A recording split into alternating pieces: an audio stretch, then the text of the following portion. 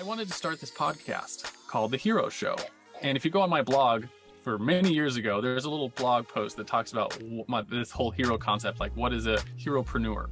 And my idea for the longest time, or something that I was really passionate about, was this idea that entrepreneurs are not the villains they're portrayed to be culturally, right? So if you look at pretty much any TV show or any book or any movie, the villain is pretty much always some version of entrepreneur spills oil on ducks for money, right? Like, yeah. It's some twist on that story, right? And like we were just watching a Free Guy the other day, which is Ryan Reynolds, one of Ryan Reynolds' new movies. And the gist of that story is the video game developer is willing to kill life for money, right? Like it's always some version of that. And one of my best friends and I were trying to figure out, like, why is that a thing? Why is it that culturally the bad guys are always some form of entrepreneur kills ducks for money, right? And I think the reason is, and I could be wrong on this is a working theory, that it's atypical, and atypical stories sell. And because atypical stories sell, in the entrepreneurship space, like that's what becomes popular in the movies and in the TV shows and in the books, which is what makes up our culture, right? And so we have this idea in our head that entrepreneurship is bad and they're evil, and profit is bad and profit is evil. Yep. And so you get a lot of people like myself and probably you and a lot of other people in the entrepreneurship space that they're trying to do something good and they're struggling with this idea that what they're doing is not actually good, it's bad, right? Because entrepreneurs are bad and profit is bad, because that's like culturally inundated in us. And I wanted to shift that discussion to be that, like, entrepreneurs really, if you actually talk to them the world over, they're the ones who are actively working to change the world and make it a better place, right? And all the problems that we face right now in our culture, in a society, in our politics, all of it, they're going to be solved by entrepreneurs. It's not going to come from anywhere else. It's only going to come from entrepreneurship. Welcome to the $1 Million Equation Podcast, a podcast about the easiest, fastest way to build $1 million business based on the best-selling book, The $1 Million Equation. If you love business, each episode reveals all of the core fundamental essentials for growth. Now, here's your host, Richelle Shaw.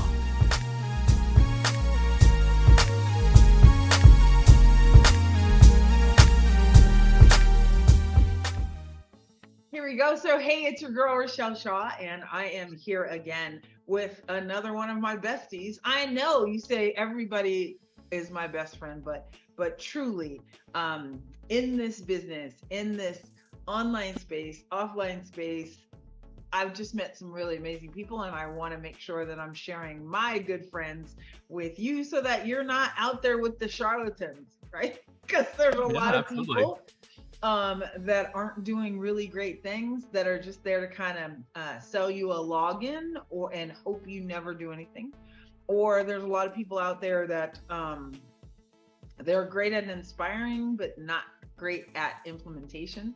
So my set of friends are good at both, right? They're both inspirational, but also they're implementers, because if you don't implement, right, ideas make you feel good, but implementation makes you money. So now that we are here, we've got some good stuff with my good friend Richard, as well as after we're done, we've got my message to Devin, and we'll just have a good time today. But here's who I want you to meet. Is this dude actually interviewed me, I don't know, 5 years, 6 years, 7 years? I say if it was for the Hero Show, it would have been maybe 2.5 years ago, maybe 3. No, it was longer than that. Was it? It was longer than that. Yes. Oh, you're right. I started the Hero Show. You were one of my first interviews that I did before I even started traveling. So that interview sat on my hard drive for like 2 years before I started Push Button Podcast and actually made it do something with it.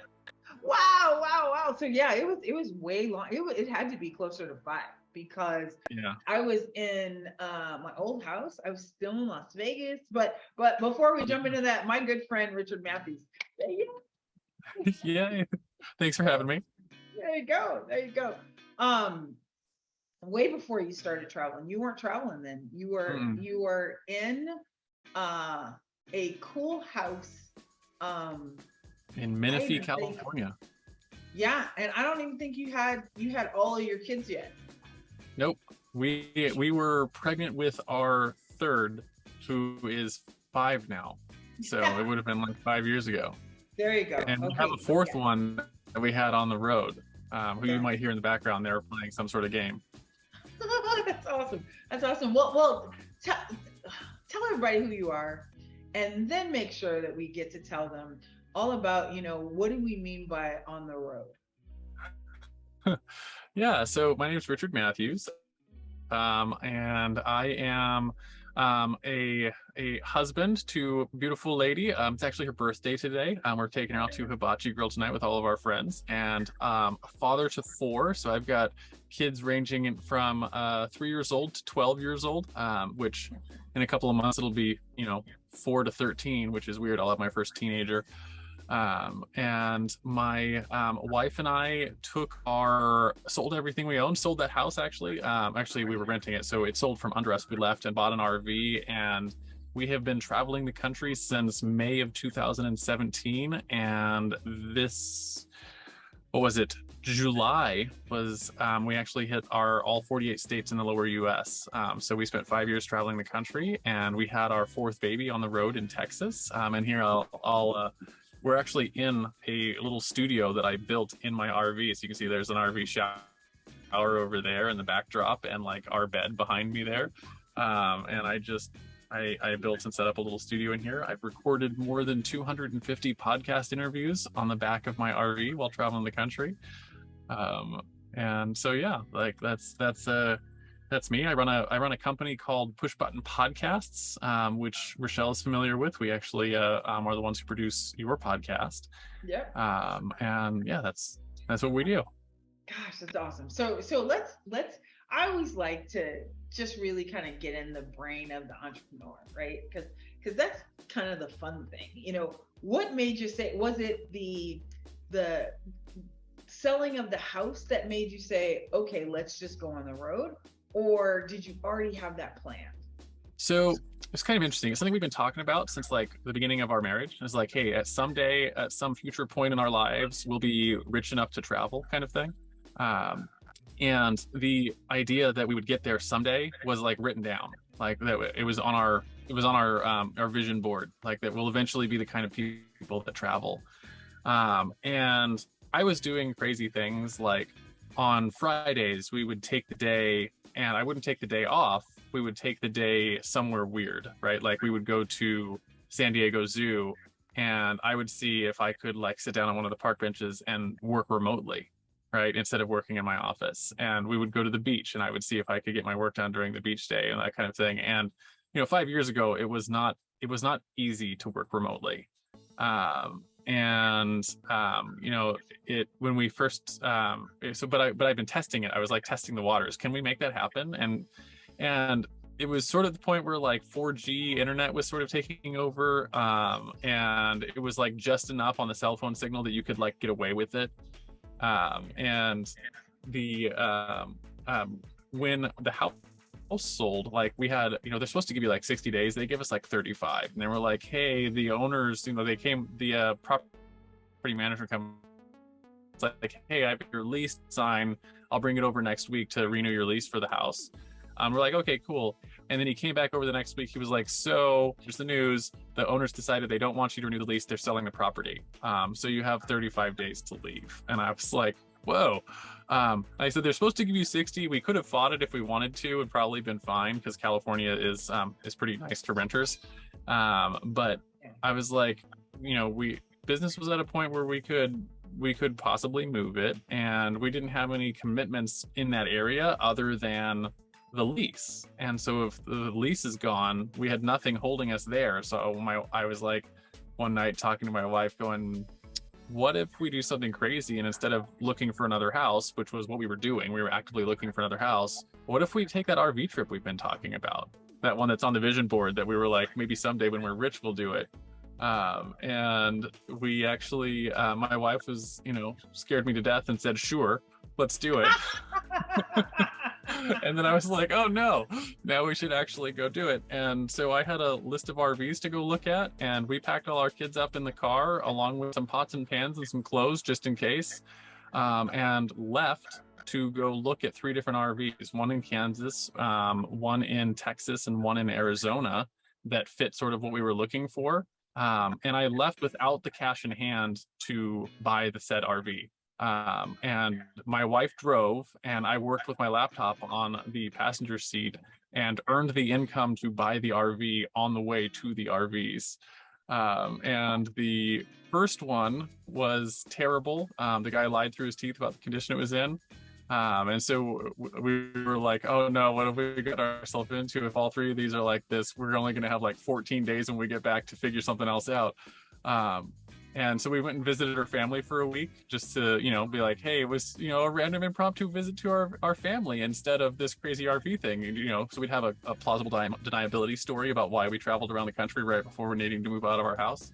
Right. And then we went down to Texas and looked at the second RV, and it was perfect. And we paid cash for it. It was like $8,000, something like that, where we paid cash. And then we drove it off the lot, got it stuck in their front yard, put a bunch of forklift holes in the back of it, and then drove it across the country and knocked the air conditioner off it in the first week and a couple other things that went wrong, and got it all the way back home. And we had 14 days left to go from everything in our house needs to be sold or donated or moved into the RV, renovate everything we can in the RV, and then move into it. And we were 1 day early from our move out date, where we moved into our RV and drove it over to my dad's house to get some help on some things and started our trip officially. And we've been traveling ever since. That is such a crazy story. There's so much to unpack there. First thing is that you earn the money on the way. I told you I love implementers and badasses, right? And this dude definitely has it. Is that why you do what you do? So that at any point you can earn what you want to live the life that you want? So I have, over the course of my life, I feel like I've gotten to the point now where, like, when they ask for advice, I can give them advice because I've had some successes, if that makes sense. Yeah. And for whatever reason, over the past, I don't know, 3 or 4 months, I've had the opportunity to talk to several people who are graduating from college. I'm not sure why that happened, but it was just like over the course of several work projects, there was like someone who was working on the team who was like, hey, I'm graduating from college this month. Do you have any advice? And the advice that I've been giving to people, and it's something that I've lived my life by since I graduated college, is not to build your life around your career, but to build your life and then figure out how to get your career to support that lifestyle, right? Yeah. It's a flip of that script that we're told, that you get your job, right, and then you fit your life to live below your means, right? And everyone's heard that before, live below your means. And I mean, it's good advice, right? Let me rephrase that. It's solid advice, right? It works. You can always live below your means, but better advice, I think, is to figure out what you want your life to look like and then expand your means to fit that. Yep. And both of those things are possible. And I think the problem a lot of people have is they don't realize that second one is an option. And so they just go with the one that everyone tells them, which is, get a job, live below your means, right? And that's, I mean, it's solid advice. It'll let you live your life. But if you want to design your life, which is what I wanted to do, you have to do it the other way around. Design your life first and then build a career and build your income and everything to support that, right? Expand your means. Sure. So now, the question that I know we're going to get asked is, did you already have a list? Did you have to build something while you were in the car? Like how did you earn the $8,000 for this RV? So it was a combination of things. So one of it was I got part of the money as a loan from someone in my family. And I asked them I was like, hey, can I get a loan from you? I'll pay back over the course of 12 months. And so part of the money came from that. And then the other part came from client work. So at the time I was doing client marketing development work things. And I had existing customers from the past 4 or 5 years I've been in business. And I just called them all up and be like, hey, here's what I'm up to. I'm trying to buy an RV, right, with my family. I didn't tell them I was in the car driving to the RV at the time. And I was like, but I was like, I have some ideas on things we can work on in your business that I think would be helpful. And I'm just using the RV as an excuse to reach out and basically say, hey, are you open to doing something like this? Because it's a double benefit, right? There's a benefit of like, you're going to help me get this RV and be part of that story. And also I have cool things that we can do, and here's what those are, and here's what the results can be from them. And I signed 2 clients, and I set the pricing for those to pay for the RV that I wanted. Oh yes. Hell yes. But you know, so often I always talk about in the $1 million equation, right? The second R in the 3 R's is reactivation. Like that is such a powerful tool. And so often I watch where entrepreneurs are just kind of forgetting that they have people that's already paid them before, know their work, and can't wait to pay them again. They're really just waiting for us to present. They're waiting for an excuse. Yep. They're waiting for us to say, hey, you know, even I get a ton of people who will come to me all the time and say, oh, Richelle, we should work together. And I say, well, what are you thinking? And they have no idea, right? So mine is when I call people, I should say that I've got 2 ways that we can do that. Yeah, right. That's awesome. And they go, oh, okay, wow, sounds good. So I've already done the thinking for them, which is probably my most fun way of doing it. So love the philosophy, love that. So now you get in the RV. What is your family saying? Like, what is your wife saying? Is she still like, hell yeah, sure? Or is she like, what the have we done? So first week, we're definitely both like, hell yeah, sure, let's go for this. My kids are loving it. We moved into the RV. They're all young. I said, like, I had a 6-year-old and a 3-year-old and a baby at the time. And we had a puppy, like a brand new puppy, because we were nuts. We had a 6-month-old baby and a 9-month-old puppy. And we moved into a 33-foot RV with no slides. And we were like, let's sell everything and go on the road. And we were like, so the first like week or so, we're like, this is cool. But also like, I drove the RV over to my dad's house, and like the first thing we did was break the black tank off of the back, because I was like lifting it up on the thing to work on something else that we needed to do. So we broke that off, and then like the next week we like overheated the engine on something, and I don't even remember. There was so many things that we did wrong over the first like 6 months. Like 6 months into it, you have to imagine like we took every single routine we have in our life, like everything from how you flush the toilet to like our 3-year-old who could open the bathroom door in our house could no longer open the door in the RV, and had to revert. Like we had regression in potty training because she couldn't get the door open on the bathroom. I eventually managed a way to like jury rig the door. But the grocery stores that you buy your groceries at, and the stuff that you do on Tuesday night with your family, and like everything that you had, all your routines, chucked them all out the window. And we went from having like a fairly good routine life of like all the things that we did on a regular basis to like nothing. We had no routines for anything. So we had to rebuild our bedtime routines and our bathroom routines and our grocery store routines and our work routines and everything around this new lifestyle. So the first 6 months, with a baby, not gonna lie, a puppy, a 3-year-old, and a 6-year-old, a 7-year-old, was crazy. And it was definitely difficult. And like I said, the first 3 or 4 months, we were like, WTF did we just do? Like, are we going to survive this? And we were like, hey, we'll give ourselves 6 months. If we don't like it, we can always go back and rent another house. It's not like we've ended our lives or something, right? And there's always houses for rent. But we got to 6 months in, we got over that first sort of like hump. And we started to have routines for everything. And we started to figure out like how you plan your travels and how you get groceries at grocery stores that you're not familiar with, and all the other sort of like little things you don't think about when you're like, I'm gonna, overturn my life. And we were bit by the bug. And like I said, 5 years later, we're still traveling, and we're in the process now. My background on my computer is a sailboat that we're looking at, because we are looking at going from the RV life to moving on to a sailboat, learning to sail, and then doing the port to port around the world thing. And I can't even. So yeah, and we ask my kids all the time. We're like, "Are you guys done? Do you guys want to stop? Because if you want to stop and stay in one spot instead of travel, we will, right?" And all of them are like, "No, like we want to keep going. Why would you stop?" Yeah, yeah, because So, that's life to them. You know, it's so my littlest one was, we were at a friend of ours' house a couple of months ago, and she's over at their house and she's just looking at him and she goes, "Why doesn't your house have wheels? Like, what if you want to move? Like, how do you move when you want to move?" Because she was born on the road, and she's like, she's never had what we call in the RV community a sticks and bricks house. yeah. Right. So she was like confused and she didn't understand. She's like, "What if it gets cold? Like, what if you want to leave? Like, you can't just go somewhere else. Your house is stuck to the ground. I don't get it." Oh, that's hilarious.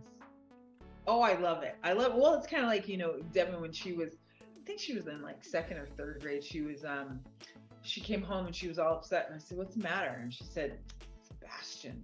I said, "Well, what about Sebastian?" She goes, "He doesn't have a passport." How in the world does he not have a passport, right? And I'm like, doesn't have a passport. Okay, not everybody has a passport. She's, what? How does that work? Like, what happens when they want to go out of the country? I go, they don't. What? Like, she was just so confused. So they were teasing her the other day, saying, if when she starts dating, so she hasn't yet, she's 16 and she's like chomping at the bit though, but she also knows it's going to be rough because where are they going to take her? Yeah, that's actually something I've been concerned about, because like my son's 13, so he's like getting to the point where like if you mention a certain girl's name, he blushes a little bit, that kind of thing.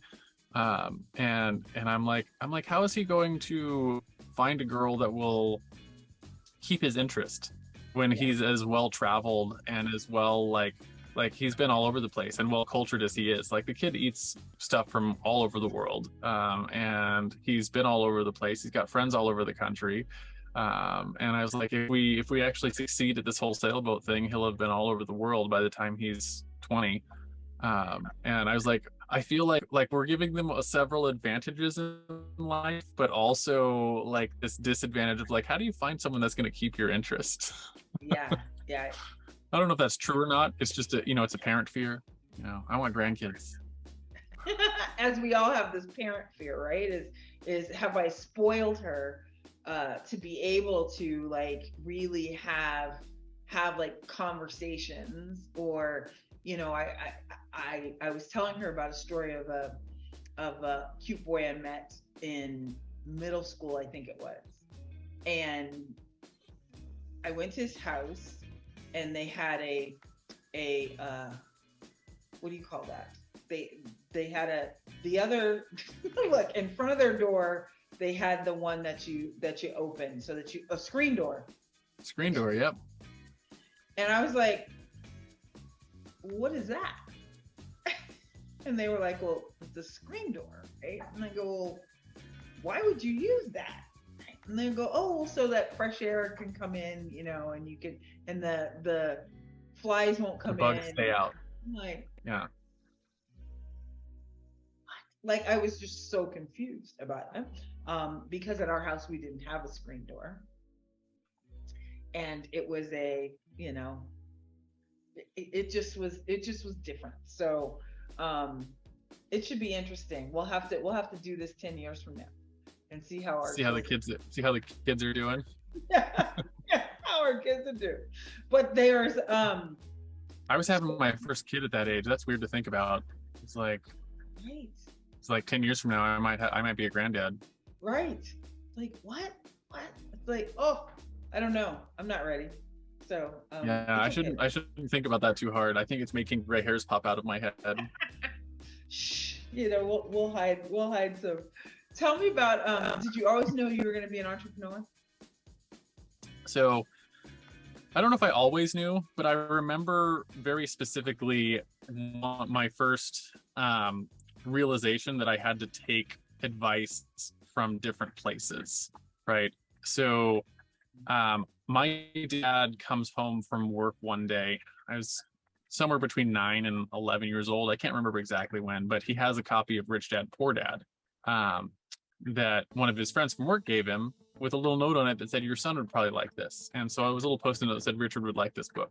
And so my dad brought it home and gave it to me. And I read that entire book cover to cover 9 times in 2 days. And like, I didn't sleep kind of thing. It was one of those, like, my mom had to come in and tell me to turn the flashlight off under the bed sheets, because I read the book so many times. I proceeded from that point forward to convince my parents I no longer needed to go to daycare after school. They should have me dropped off at Barnes & Noble. And so I started getting dropped off at Barnes & Noble after school. And I would go into the business and marketing section and read every book that they had there. And I would be the kid that was sitting on back when they had couches. I don't know if they still do. But I would have a stack of books that would just be sitting on the little couch, and I would just read the books. And I had 4 hours a day or so after school till my parents would come and pick me up, and read every book I could possibly get my hands on, because I was too broke to buy the books, but they would let me sit in their couches and read them. So I read them as I could. And I remember there was a couple of things. So I started my first business at 13 as a freshman in high school. I convinced my dad to give me a loan for $50 to go and a car ride over to Smart and Final, which is like a miniature version of Costco.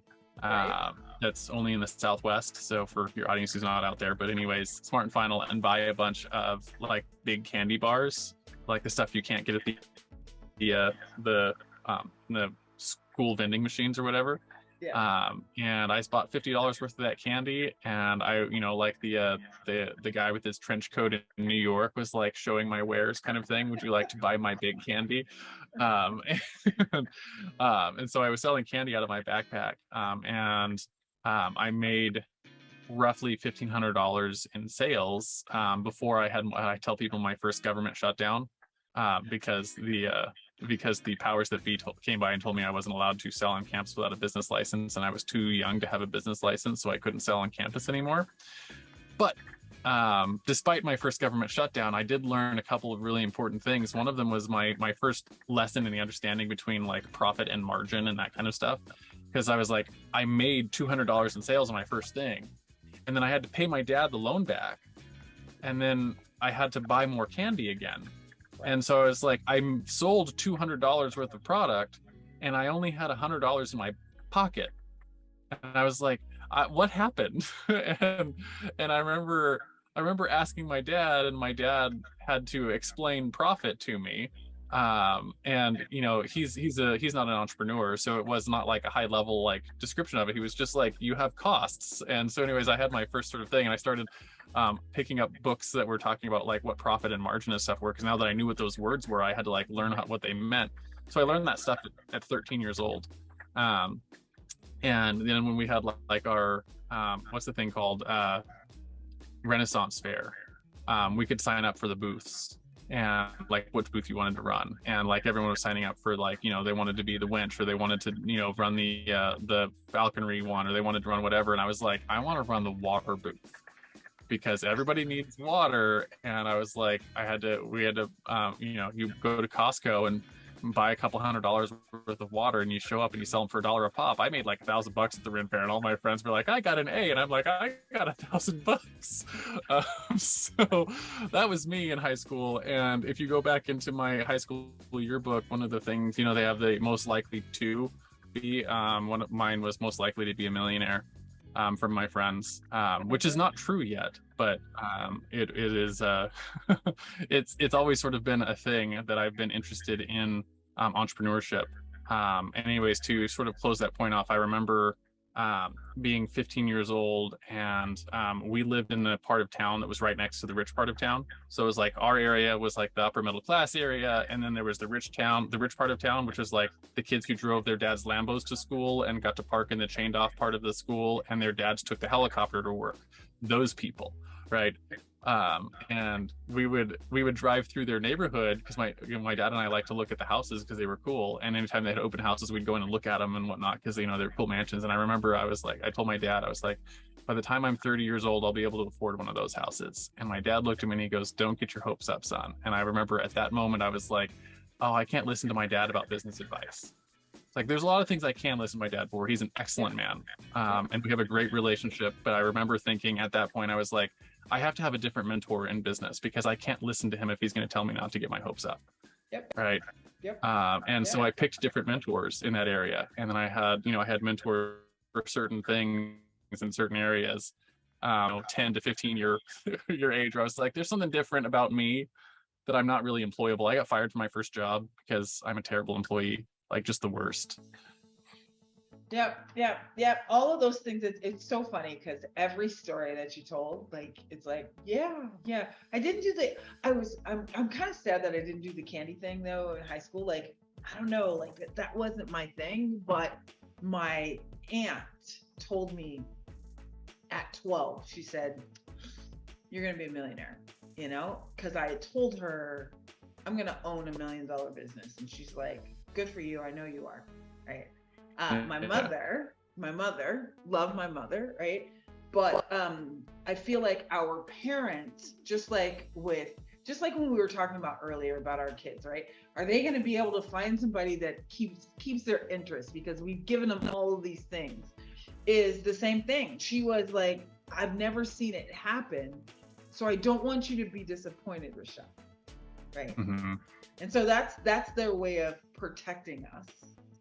And we rebel entrepreneurs see it as, you don't believe in me right now. Well, I did. I was like, oh my gosh, I can't believe, even at my telephone company, the last person that switched was my mother. And it was after I bought her a house. It was like, hi, and installed the telephone service in her house. Then she had to switch, right? But it was definitely some fun. My high school yearbook said most likely to be bald. I don't know where that came from. And maybe that's why I wore my hair exactly the same for 35 years. Exactly the same. You're like, look at it. Right. I'm not bald. Come on, people. At any picture you go, yeah, that's Richelle, because I look exactly the same, except for sometimes there's more cheeks there, so you can see I'm getting more wrinkles. And a couple more wrinkles and a couple of lines of hair, and I think the smile lines are worth it though, right? The smile lines mean you've lived a good life. Absolutely. So that's why I just always smile super hard. But I love the definite different stories where you learned, this is how it works, because I think that's really what entrepreneurship is. I meet so many folks that focus on, I need to learn more. And it's like, well, actually, no, you just need to do more. I used to spend my time at Barnes & Noble, not when I didn't until I got to college and realized that this is the dumbest thing I'd ever done in my whole life is, come to UCLA. Everybody's like all impressed. And I'm like, really? Why are we impressed? It's old. I have to walk so far, and I'm learning about stuff that happened in 1600. Who gives a fuck? Like, that was just like, I was just total rebel. Funny story. In that now I have a picture in cap and gown. I have pictures from the graduation. It's still not on the wall because the last 2 classes I took in summer school. And at the end, they were like, oh, yeah, no, you have to take them in regular session at UCLA. I'm like, you've got to be kidding me. And so I've been fighting with them all this time because I took them in summer. I'm like, I'm not going to go back to regular school. No, you get not $1 from me. Oh, well. So I gave them the finger and they gave me the finger, I guess. and we moved on. So thank you so much for listening to my passion project and the $1 Million Equation podcast. Love what you're hearing? If you like it, I love it. So click the subscribe button to get each week your new favorite episode.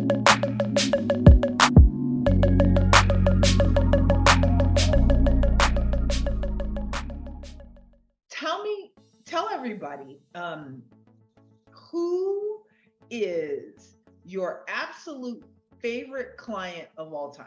So I always go, don't tell me your ideal client, because that's who cares about them. Tell me about your favorite client and what makes them your favorite client. Am I allowed to have you as my favorite client? No. No. It's okay. I'm going to stay with you anyway, so you don't have to pick me unless I truly am your favorite client. And you have to give reasons why I'm your favorite if I'm your favorite.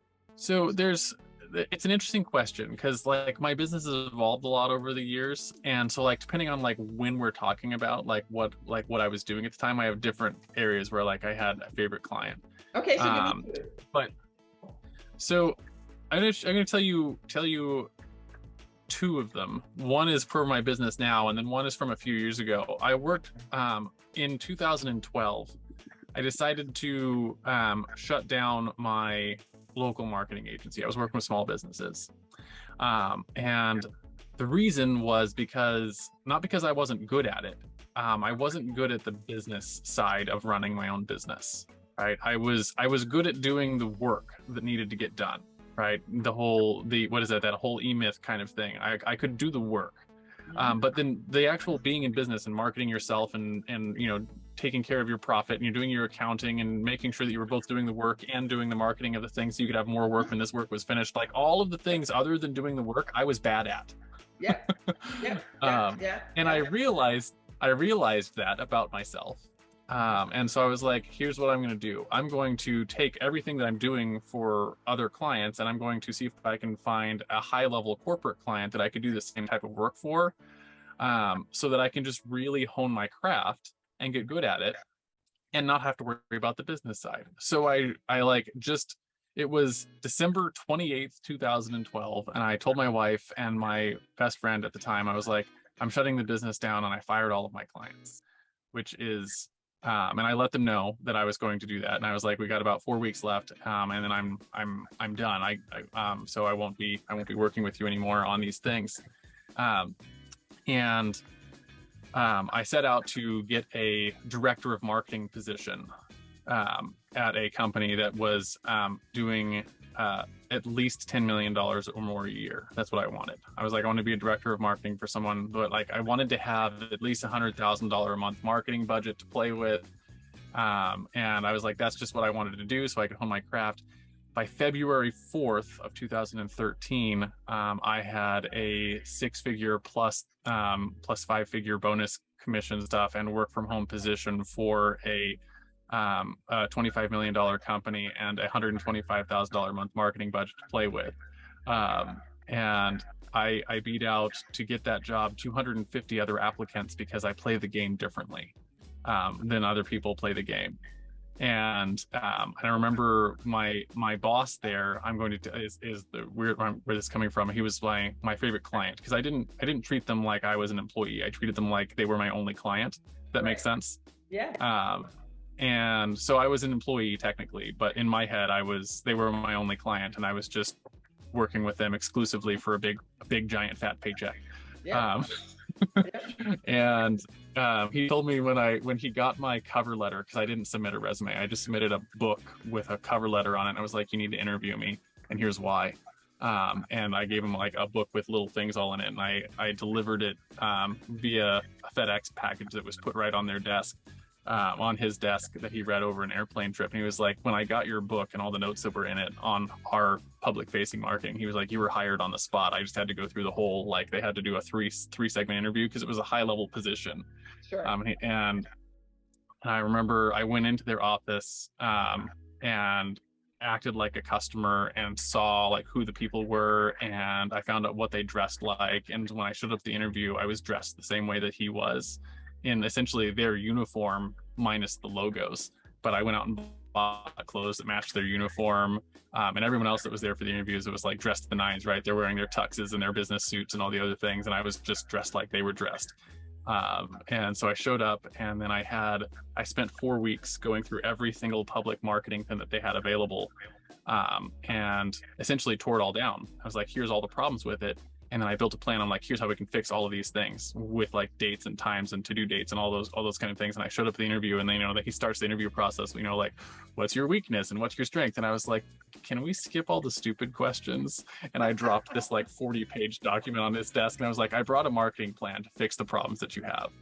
And then we spent 3.5 hours in that interview, and he had to reschedule all the other interviews that were after me, because it was only supposed to be a 30-minute interview. But he spent 3.5 hours with me, and we went through the whole plan. And at the end, he was like, can I keep this? And I was like, nope, that's mine. If you want to see it again, you'll have to hire me. So they brought me back for a second interview. And then the second interview, I had all sorts of insider information now. So I went to work, and over the next couple of weeks, I fixed all of the problems with a live, ready to go solution. And the second interview was with the executive team, the C-suite. And the president of the company was there, and the CEO of the company was there, and like the legal director and the finance director and all these people were all there. And they did the same thing. They like start the interview off, the typical interview of like, let's ask her these stupid questions. I don't even know what they are because they piss me off. But I was like, can we pause on those? Let me show you what I built for you over the last couple of weeks. And I was like, because of all these things I learned from the president of the company in the last interview, I solved all of these problems for you. And I just want to walk them through these solutions. And so I walked him through all of those, and the CEO stops me about halfway through, and he's like, how long would it take you if we hired you to have all of this done? And I was like, what do you mean? He's like, how long would it take you to do this? And I was like, this is done. I'm showing you finished work product. I finished it already. If you hire me, I just turn it on. Right. And he stops the interview at that point. He goes, okay, so you're probably worth more than we're asking for this position. What do you want? And that's where I had another stack of documents that was like, so this position has a salary range from $60,000 to $250,000. And I showed him all the Glassdoor documentation from one to the other. And I was like, so your offer on this position was $60,000, which probably just means you were looking at, hey, here's the bottom of the pile. That's what you want. And I was like, I'm probably not a $60,000 a year employee. And I was like, but I'm also probably not a $250,000 a year employee. So what do you think it should be? And they offered me $100,000 a year plus $30,000 a year in performance-based bonuses. And I was like, that's all well and good. I also want to work from home. I'll come in once a week for the C-level meetings. And so I got work from home from it. And the other thing that I asked them for was to pay me for my time. I wanted a starting bonus of my first month's salary because I put a lot of work into getting the job. I was like, listen, everyone else is just sending out resumes. I wanted this job. Right. Mm-hmm. And so I spent the last 4 weeks building all of this stuff that you saw. So I want a signing bonus that is equal to the first month's salary. Absolutely. So they gave me my first month's salary. They gave me 6 figures. They gave me the $30,000 a year bonus for hitting performance metrics. I got my work from home stuff. And then I spent the next 18 months working with them and learning what it was like to work with a big company that had big budgets. And we took that company from $10 million to $50 million. And I took them from 10 leads a month to over 100 leads a month. And so we 10x their lead flow in that company. And I helped them restructure their sales team. I helped them restructure their commercial sales for some of the really cool shit that they did. I learned a shit ton from them, and learned a lot about running a company from both the CEO and the president of the company, because I got to sit with them every single week and learn how they were running a big company, from not the delivery side, but like the running a company side. And because I didn't deliver the product, that wasn't my job. My job was just help the marketing, but I got to watch them. And like every question that I had about running a company and hiring employees and doing staff, I asked them all my questions, and they answered all of them because I was doing a fucking good job for them. So, and so I got essentially paid to get mentored for a couple of years. And then at 18 months, or sorry, it was 15 months in, I was like, I'm going to quit and I'm going to start my business back up again. And I was like, instead of giving you 2 weeks, I'm going to do basically 3 months notice. So I worked with him for 3 more months, and I was like, I want to help you hire and find and train the person that's going to replace me, so that we can have a nice smooth transition for it. So we did that, and it took us a couple of months to find someone and another month to train them and everything, and they took over. But it was a really fascinating experience, and probably one of my favorite client experiences, because it's very different, both for me, and then you don't hear stories like that a lot of times in the entrepreneurship space. Is like, you just have to do it yourself, right? Or be out on your own. And sometimes taking the corporate route is really helpful. And they did actually come back and become a consulting client of mine later. But I went on to, I took a couple of clients after that. And like my first client that I had after that, I took him from $24,000 a year in sales to $250,000 in sales. My second client paid me $500, and I made him $500,000 in 2 weeks. Which I learned that I needed to work on charging better prices after that. But anyways, it was, yeah. So it was interesting. That was probably my favorite client that I had, was this big company, which is weird because they technically weren't a client, but is in terms of like impact on me and impact on my growth, that was probably my favorite. I would consider them a client though. I mean, I consider everybody, and even the horrible experience I had. Well, I actually got fired, which is the funniest thing. Right before the pandemic, I just come off the road, 18 months of every week being in a different city, selling a product, right? Where I really kind of honed my sales skills. And selling from stage and doing 3-day events and just crushing it, right? We were doing 400,000 a weekend, 150,000 to 400,000 a weekend. That's amazing. It was lots of fun. Lots of fun. I get it. Like that probably was my favorite kind of experience. But then after that, it was, I said, you know what? I really do like sales. I'm really good at it. I can pretty much sell ice to Eskimos. Let me just go and I called an old friend, and I was like, hey, I love this magazine. I want to work there. Show me what to do. And he's like, you're joking, right? I go, no, I really want to work there.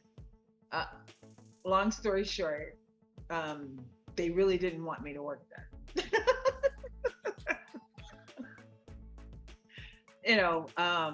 They wanted me to cold call people, and I'm like, that's dumb.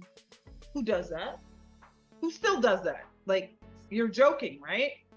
They're like, no. So I led the team in sales every single month, not doing what they do. We went into the pandemic, not doing what they do. I'm just trying to do it. I mean, it was like 40 grand, right? Plus commission, right? It was no money, but I just wanted to just see. And then they fired me because I did my money hunting segment. They said, oh, well, you were on TV. Well, I was on TV when you hired me. Like, what are you talking about? So I said, okay, no worries. Thank you. And then the client that I just had immediately after that, well, kind of concurrently, right? Took them from what they do in a year to what now they do it a month. That's awesome. Yeah, in 2 years, they were on the Inc. 5000. We were number 951. So it's such a blessing. I was trying to do that at the magazine, but they wouldn't let you. Yeah, they didn't want me to be great. So that was I'm just like my corporate experience. One of the things that like really bothered me working there. So there's 2 things. One, my boss kept telling me, he was like, the president of the company, he was like, I don't get you. He's like, I wish I could duplicate you. He's like, because you get more work done than 10 of my other employees combined, right? And I was like, well, part of that's because I don't treat you like an employee, like as far as I'm concerned. You're my client, right? Yep. This relationship, and like I wasn't particularly interested in them because they were. Another thing that was really interesting was how much bureaucracy there is in every decision. Because like we would come out with like I had a marketing program that we wanted to run, and the legal team and the finance team and the construction team and everyone has to say their get their say on whether or not we should do it. And I'm like, listen, the legal team should only be able to say, like, is what we're saying legal, yes or no? Not a stamp of approval on whether or not we can do it. And the finance team should be saying, can we afford this program, yes or no? Not because you guys aren't marketers, like you don't know how to talk to the market, and we do. Right. And so it was interesting that they had that sort of like everyone on on all the different C-level teams had to put their stamp of approval on it. And it was really difficult having to fight through getting a lot of things done. I was like, we 10x their lead flow, but they like that was despite the bureaucracy. And I remember they hired me later as a consultant, and as a consultant they paid me like 5 times as much as they were when they had me on staff. And then when I would tell them what to do, they would just do it. Of course. Of course. And get better results for it and everything. But the anyways, that's the things that you learn when you were working for companies like that. Just like there's, I don't know, it was an interesting, valuable experience one way or the other. Absolutely. And it reminds you why we do what we do now. So please, you are my wonderful producer. Tell everybody about Push Button Podcast. Yeah, so that actually goes back to the story where we started, like how we interviewed you, right? So I wanted to start this podcast called The Hero Show. And if you go on my blog for many years ago, there's a little blog post that talks about this whole hero concept, like what is a heropreneur? And my idea for the longest time, or something that I was really passionate about, was this idea that entrepreneurs are not the villains they're portrayed to be culturally. Right. So if you look at pretty much any TV show or any book or any movie, the villain is pretty much always some version of entrepreneur spills oil on ducks for money. Right. Like it's some twist on that story. Right. And like we were just watching Free Guy the other day, which is one of Ryan Reynolds' new movies. And the gist of that story is the video game developer is willing to kill life for money. Right, like it's always some version of that. And one of my best friends and I were trying to figure out, like, why is that a thing? Why is it that culturally the bad guys are always some form of entrepreneur kills ducks for money, right? And I think the reason is, and I could be wrong on this is a working theory, that it's atypical, and atypical stories sell. And because atypical stories sell, in the entrepreneurship space, like that's what becomes popular in the movies and in the TV shows and in the books, which is what makes up our culture, right? And so we have this idea in our head that entrepreneurship is bad and they're evil, and profit is bad and profit is evil. And so you get a lot of people like myself and probably you and a lot of other people in the entrepreneurship space that they're trying to do something good, and they're struggling with this idea that what they're doing is not actually good, it's bad, right? Because entrepreneurs are bad and profit is bad, because that's like culturally inundated in us. And I wanted to shift that discussion to be that, like, entrepreneurs really, if you actually talk to them the world over, they're the ones who are actively working to change the world and make it a better place, right? And all the problems that we face right now in our culture, in a society, in our politics, all of it, they're going to be solved by entrepreneurs. It's not going to come from anywhere else. It's only going to come from entrepreneurship. And I want more people to know that and understand that. So I started this podcast called The Hero Show. And I interviewed 8 people. You were one of them, I believe. And I got them all interviewed, and I was really excited about it. And then, you hit the stop record button off the interview, and then you realize that, like, the fun part was done. Like the interviewing of your guests and telling the stories and doing this part, right? This part that makes you smile and giggle and have a good time and tell good stories and the human connection and all that. And then the work starts, right? You hit stop record and then all the work starts. And you have to edit the videos, and you have to edit the audios, and you have to put on the commercials, and you have to do the interstitials, and you have to make all the derivative content, and you have to do all the writing, you have to do all the social media stuff, and you have to do all the publishing and uploading and managing the files and all the other things that go into it. The transcriptions, if you want to do it right. And I was like, if I'm going to do it, I'm going to do it right. Right. And so I get through all of that, and I made it through 3 episodes before I was like, I'm going to starve, because this is taking so much of my time that, like, I'm not actually delivering product that's going to make me money, right? Like, it's just podcasting is fantastic for growing your business, and it's fantastic for doing the content marketing stuff, but also it takes a lot of freaking time. Like a 45-minute interview can be anywhere from 8 to 15 hours worth of work on the other side. So I made it through 3 episodes, and I was new at it, so it was like 45 hours of work to get these 3 episodes published all over the place. And I was like, that's my entire work week plus some to get these episodes out, and I didn't do any of the work that needed to go into it. So I shelved the podcast. So from 2017 to 2019, those episodes, the other 5 just sat on my hard drive, waiting for some magical moment when I would magically have a lot more time and ability to make it happen.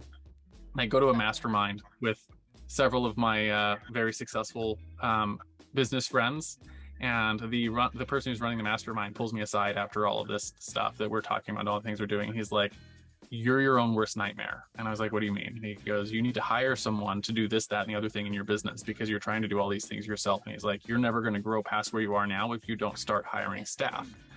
And I was like, "I can't afford to hire staff because I don't have the money to do that." He's like, "You don't understand." He's like, "When you get back, hire this person for this job for this much money." And he was like, "Don't ask questions, don't think about it, just do it." Yeah. and I was like, I can't. And I remember I vacillated on that, right? Wringing your hands for 3 months, where I was like, fine, I'll do it. I'll just hire this person for that much money for these. And he was like, not for project work. He's like, hire the person full time in your business, do this. And I was like, I just can't. I don't know where the money's going to come from. And I hired that person, bit the bullet and did it. And then that very first month, that person made me more money than I paid to hire him. Right? Because it doubled our work output, and it immediately shifts your perspective because now you're on the other side. And I was like, he was coming at my problem from a perspective of someone who'd already solved it, and I was coming at it from someone who'd never solved it before. So right. I couldn't see the solution staring me in the face. So I got a different solution for it. And then I spent the next year working with this person that now I had on my staff, going, what are the kinds of things, right? Because before I had someone on staff, the question I was asking myself is, should I do this work myself or should I hire someone to do it? And the answer that question always brought back was I should do it myself because it's cheaper, faster, and easier, right? But once I hired someone and had them on staff, the question that I was asking myself is, what can I take off of my plate and put on theirs that's going to add value to my clients, right? Yeah. That's a much better question to ask. Much better. much better question. Yeah. And so we spent the next year developing all of the processes that went into running what is now Push Button Podcasts for my own podcast, right? To get that out and going. And we were doing other client work and other things, but part of that, the work that I was having him do was building all of the processes to make our podcast something that I could do the recordings for and not have to do all the work on the other side. They would actually just start getting done in my business. And it did. Over the course of that year, we went from having 3 episodes published to having 50 episodes published, and went back to the mastermind and told them what we were doing and showed them all of our processes for my own podcast thing. And they were like, "Can we buy that from you?" And I was like, "Buy what from me?" And they were like, "The podcast service." I was like, "It's not a service. It's just for my podcast." They were like, "No, it's a service." And so I got my first client from my mastermind the next year for Push Button Podcast. I actually bought the domain name at the mastermind and set up the web page and set up the checkout page and checked out 2 of my mastermind members at the mastermind for the service, and Push Button Podcast was born. And since then, we have my own podcast has just crossed 250 episodes that we published or so. Where we're getting close to that anyways. At least we've recorded that many. I don't know if they're all published yet. And we've published more than 1,000 episodes for our clients. I'd have to actually do a count on it, but all over the place. And the best part is like, for my own podcast, I have done nothing, not a single bit of work for my podcast, including booking the guests, including anything that happens after stop record button. The only thing I do for my podcast is I show up at the scheduled interview times. I have the time of my life with the coolest people in the world. I hit stop record, and my team for Push Button Podcasts takes over everything else. And it's gotten to the point now, because we've been doing it for a couple of years, that I have CEOs of big ass companies reaching out and asking to be on my podcast, right? We just interviewed the CEO of AWeber. I interviewed a startup in the social media space from Silicon Valley who's got billions of dollars in funding. I got to interview a lady who sells $500 million a month of jewelry, right? Like, we have people that are reaching out and asking to be on our show because we've been playing the content game consistently for over the long term. And it's really crazy. But the best part of that is, like, we're also doing that for our clients now, right? For all the clients of Push Button Podcasts, we're helping them build their content machines where they can just show up and do the fun part, which is deliver their value on either their interviews or on their one-on-one shows that they're doing. And we do everything else for them. So anyways, that's how Push Button Podcasts was born. Yes. Well, when you pitched that to me, you didn't even pitch it to me. Actually, I read it on your Facebook post and I went, first of all, this is a cool dude. Second of all, I love my interview. And I was sold. I was just like, take my money. And you were like, wait, Richelle, wait. I was like, no, just take my money. Because that's the thing. Like, I've always wanted one. I always felt like I had something to say. And I never knew how all of those other things were going to get done. So that when the solution presented itself, it just was a no-brainer. So if you are out there and have something to say and want everything taken care of for you, you know, he's your dude. I think we even planned out that, you know, all 52 are like done. I did 15 in 90 days, 15 episodes, like just boom, done. And that we're all out there, got almost 200 downloads of just me shooting the shit. Like, what? You know what I mean? What? And all, it's so funny in that I see them all going to the pages, hitting the links. All of the content marketing game is there so that I don't have to sit and go and point and do TikTok stuff and shake and shimmy. Not that I'm not a good shake and shimmier, but I don't have to do it because all of my content is already there and you guys are doing that for me. So thank you. I am honored to have you on my podcast. Honored to interview you. I love your story.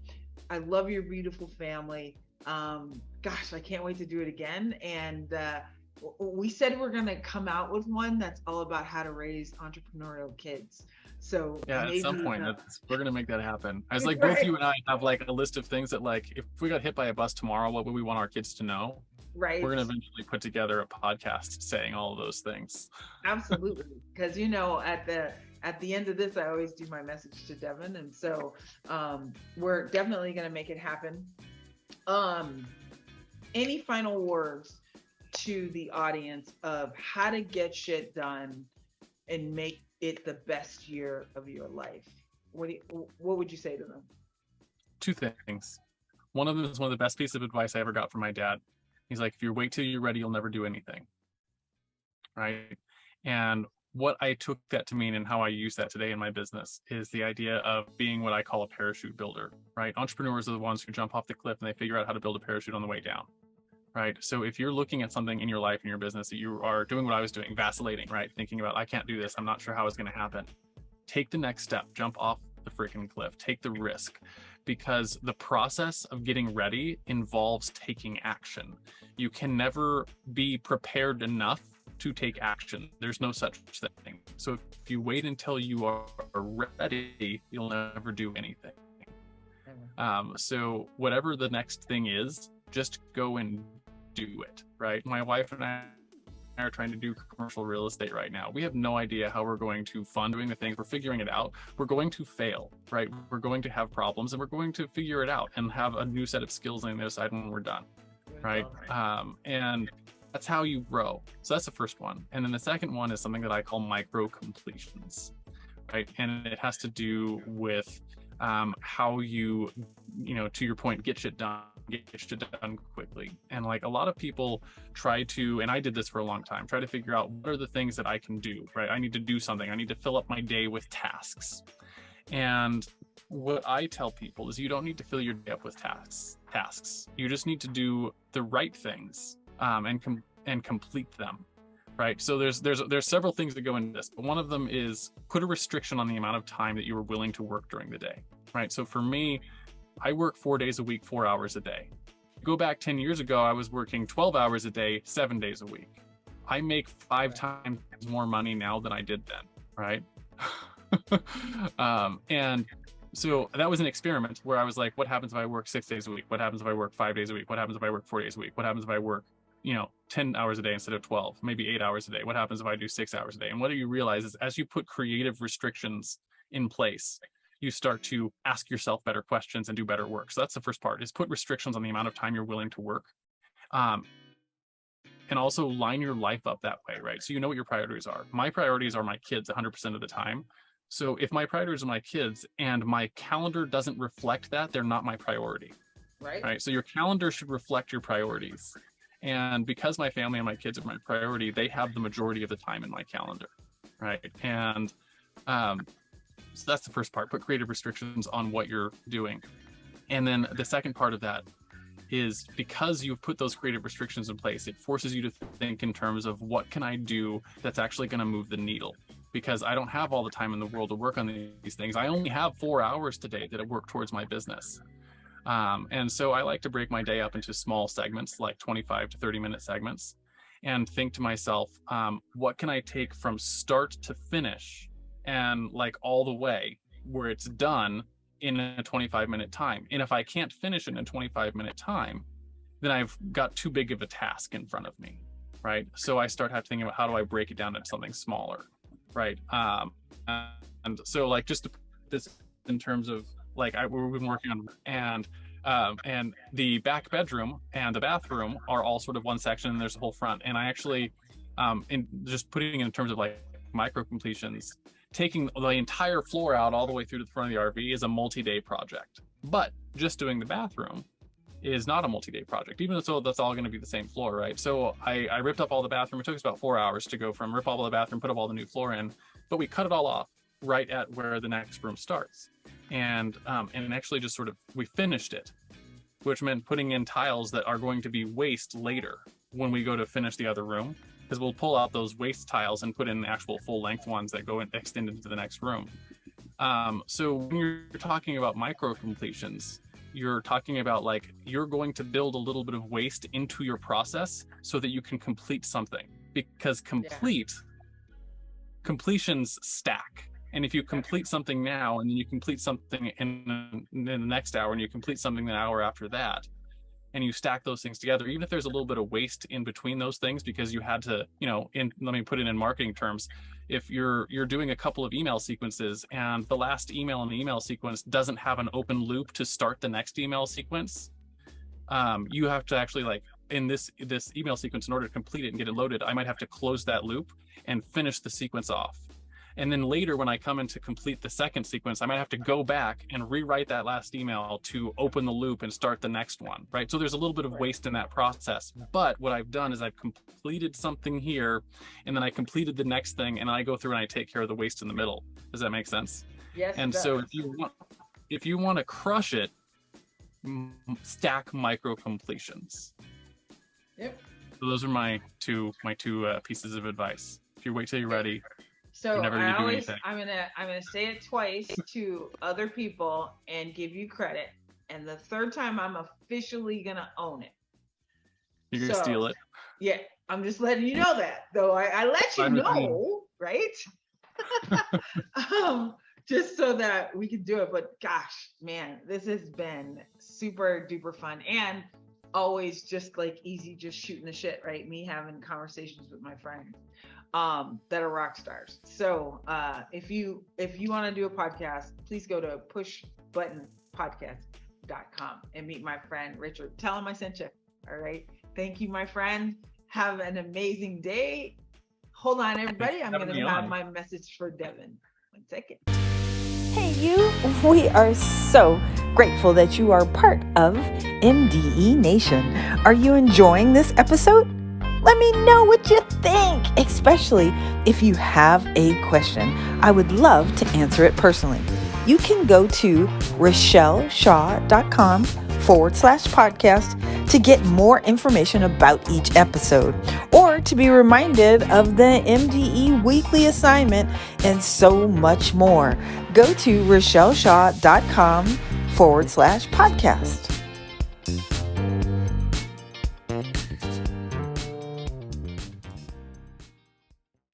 Hey, and we're back. Wasn't Richard amazing? And all of it, if you didn't take notes from there, even for your children, for if you ever want to get a job, how to get a job, right? He was fantastic. But this is absolutely for my beautiful Devin. One of the things that I wrote down, and this is my message to you, is I love to just tell people that, or tell her, right? When she was like 10, I used to say, hey, Dev, I've been 10, you've never been 40, right? And that was kind of what Richard was saying when he said, the guy told him to just go hire that person and see what happens. Right? Is because he was on the other side with this perspective, with the view of having already solved it. And you're on the side that you haven't yet. And so you've got all of these fears, all of these what ifs, what if these I can't, but he sees so clearly what the path is. And so here is my thing for you, Devin, is never take advice from somebody who hasn't done what you want, though, right? Doesn't have a life that you switch yours for. But hear them when they give you great advice, so that you can take it and take off and change your life right then. So mommy loves you for free. All of you guys, I love you for free for listening. Thank you so much. Please subscribe, share it, get it out, write down the advice. But I promise you, if at the end of this year, if you are not closer to your goal, closer to your own $1 million business, then damn, something is wrong. You're just not implementing, right? So let's get after it. Ideas make you feel good, but implementation makes you money. Have a good one. See you. Bye.